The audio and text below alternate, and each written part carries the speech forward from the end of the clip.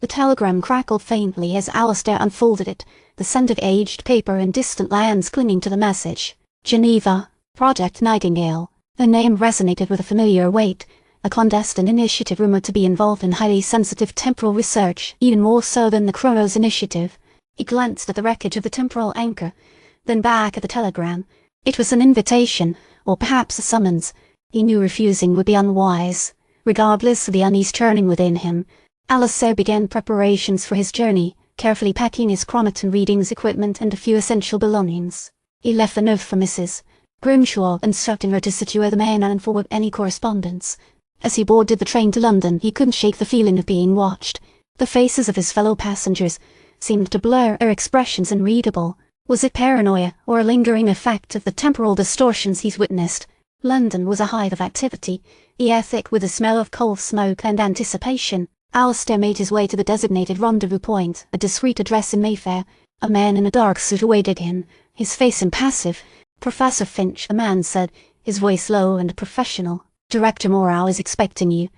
The journey to the facility was swift and silent. It was located beneath the British Museum, a sprawling complex of laboratories and chambers humming with advanced technology. Director Moreau, a woman with sharp eyes and a stern demeanor, greeted him with a curt nod.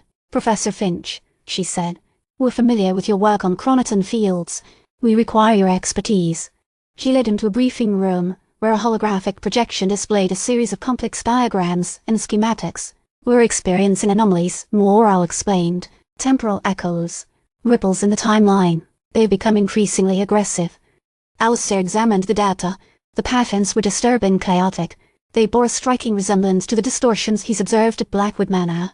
"These anomalies," he said, "they're linked. They're not random fluctuations. Someone is manipulating the timeline." Moreau's expression hardened. "We suspected as much. Our investigations have led us to a single name, Kairos." The name sent a jolt of recognition through Alistair. It was the same name Edward had whispered in terror before the chronomasters appeared. "Kairos," Alistair repeated. "He's a temporal manipulator, a rogue agent. We believe he's attempting to exploit a weakness in the Nexus, the point where timelines converge," Moreau said. "We need to find him before he unravels everything." She presented him with a device, sleek and futuristic. "This is a temporal anchor, a modified version of the one you studied at Blackwood Manor.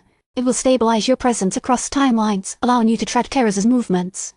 As Alistair held the device, he noticed a faint mark etched on its surface, a spiral pattern, identical to the mark that had appeared on his own palm shortly after his encounter with the chronomasters. A chilling realization dawned upon him. He wasn't just tracking Kairos. He was connected to him. "There's something you should know, Director," Alistair said, his voice grave. "I believe Kairos is manipulating me. He's using me to achieve his own ends." Moreau's eyes narrowed. "Explain." "I'm experiencing fragmented memories," Alistair continued.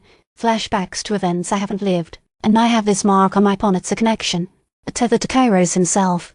He held up his hand, revealing the spiral pattern. Moreau examined it with a mixture of fascination and concern. "We need to understand the nature of this connection," she said, "to sever it before Kairos can exploit it further." Suddenly, the facility's alarms blared, signaling a breach. A voice crackled over the intercom. "We're under attack," the voice announced. "Temporal incursions. They're here."